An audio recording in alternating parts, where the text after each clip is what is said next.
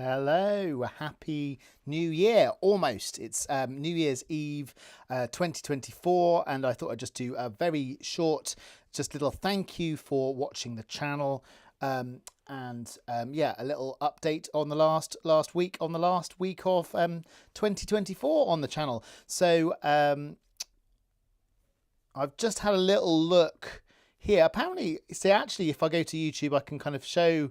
It can kind of come up with highlights if you search Trev Williams. It gives you highlights really nicely if I don't sign in, which is quite cool. So it kind of shows me my last videos here.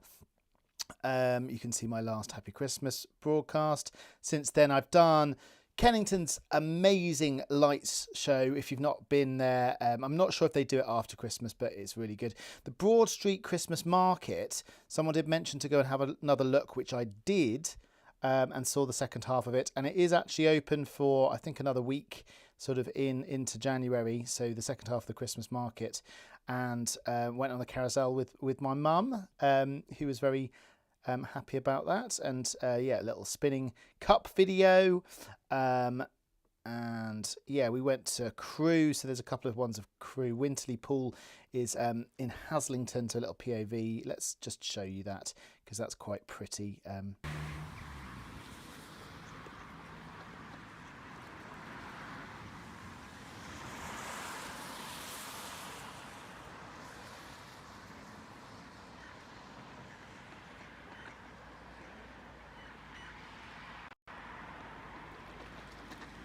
So yeah, beautiful sort of little village, in fact, but it has a lot of shops, kind of a lot of down the sort of the main high street. And yeah, how do I get back? Crewe Park Run is the other kind of main video that is new. If you've not seen Crewe Park Run, lots of park runs are cancelled tomorrow. Just be aware of that. New Year's Day is a day where people have, well, park runs have extra events. Christmas and other ones. Oh, have I got chat rate? I wonder if I've got a chat. I don't think I've ever had an interactive chat, but hello if you're watching the video. Yeah, a lot of the park runs are cancelled tomorrow because of lots of storms again. So I thought we were the other side of the storms, but obviously we aren't. Christmas Day park run at University Parks was great. I was the run director there. We got about 650 people. And this is just me looking around Crewe Park Run, which was a cool park run. My dad, who's here, pops up a little bit, was his very first park run, actually, walking it and completed it in just over an hour, which is great. I had a little kind of think about, let's just put you on here, walkers. So yeah, Crewe Park Run is a 3-lap course, and I just go over kind of the course route and stuff. It was really pretty. The park goes kind of under a bridge around a lake and sort of does it 3 times. But in terms of park walkers, all park runs have a tail walker and should be I mean, you should be welcomed if you're a walker, but I would generally say if you do it in an hour or indeed less, 5K, then you'd feel very, very welcomed. But some people can't walk in an hour, so there is a kind of a bit of discrepancy of, like, if you walk it in an hour and a half, for example, then whether you would annoy the volunteers, which strictly speaking you shouldn't. But I've had a bad experience, or a couple of people have had bad experiences of that kind of feeling rushed and being last and stuff. So I don't know that park runs fully worked that out. So, you know, you could just do 1 lap, or the faster runners could do an extra lap with the walkers, those sorts of things. And I think one good way of thinking about it is, if you do time yourself in the new year, is a good time to start thinking about doing fitness stuff like park run, is to actually yeah, just look at the park run stats on any event that you want to go, and see if there are walkers that do it in sort of roughly the same time as you, and then you'll know you're not going to be on your own. But you should never really be on your complete own at the back, because the tail walker is meant to be behind the last walker. So anyway, my dad did succeed in that, which I'm very, very pleased about, because he had a couple of sort of failed attempts, which I think is to do with, oops, sorry, didn't mean to move that. Yeah, to do with probably a miscommunication with tail walkers in the past in a couple of park runs. Let me just check where I'm at with that. Yeah, you can see it kind of starting. Let's fast forward a little bit. This is for anyone that needs their park run fix. You can watch my vlog of Crewe Park Run. A beautiful park. Let's just see. Give you a bit of audio.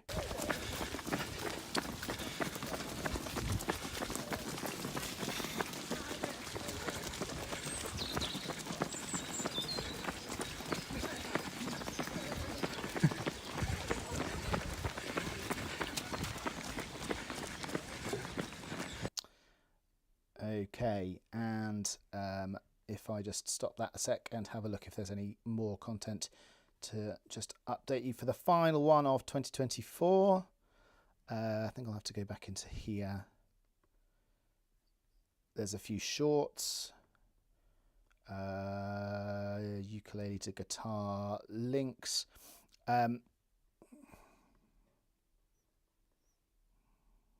That's probably us up to date. And in terms of comments, so firstly, thank you very much if you subscribed this year. So we've got sort of, can I see a bit clearer than that? Let me just go into the YouTube studio. Right. Where is it? I think it's something like 1,071 subscribers, something like that. But but yeah, do subscribe if you haven't already. And also, like, in terms of watching the videos, thank you very much for those who have commented. So there's been more comments recently in the last few days. There's been a few comments. So I'll just catch you up on that. So Kitchen Diner, thank you for sharing your experience. This is on the air source heat pumps. I've no idea about the available grant. Oh, sorry, I had no idea about the available grant when I replaced my boiler last year. I will absolutely get one installed in my next home. So yeah, glad that's helped you sort of have a little bit more insight into the funds available. I was going to do a couple more videos. I'm getting my gas disconnected in the next couple of days, and in terms of like coming off fossil fuels, which is sort of related to that. So I'll do a bit on that. There's another video on baritone uke beast for life. This is my similarities between guitars and ukuleles. If you did this demonstration on a baritone ukulele, you'd have even more similarities to a guitar. A baritone ukulele is tuned D, G, B, E, which is how the bottom strings of the guitar are, and also 3 sizes larger than a soprano ukulele that you were using in the video. And it has a full and deep sounding as a parlor-sized guitar. I play tenor and baritone ukulele and acoustic guitar and love each of them for their different voicings and expressions. Thank you very much for that comment. Yes, I've not actually played a baritone ukulele before.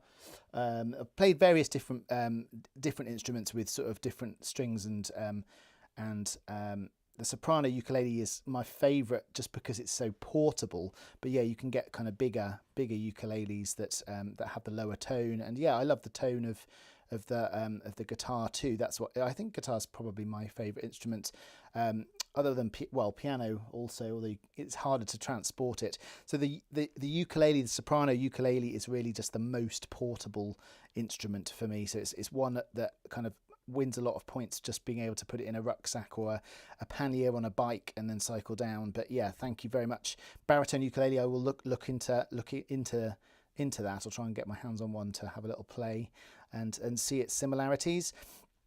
Okay, so I think that's all of the comments. So yeah, thank you again for supporting the channel by watching the videos or clicking subscribe. And yeah, have a great 2025. It seems like it's come around very, very soon. So this is pretty much the last 6 months. I've put a lot of energy into growing the channel, and yeah, I will continue in 2025. So hopefully see you in another video soon. Take care. Bye-bye.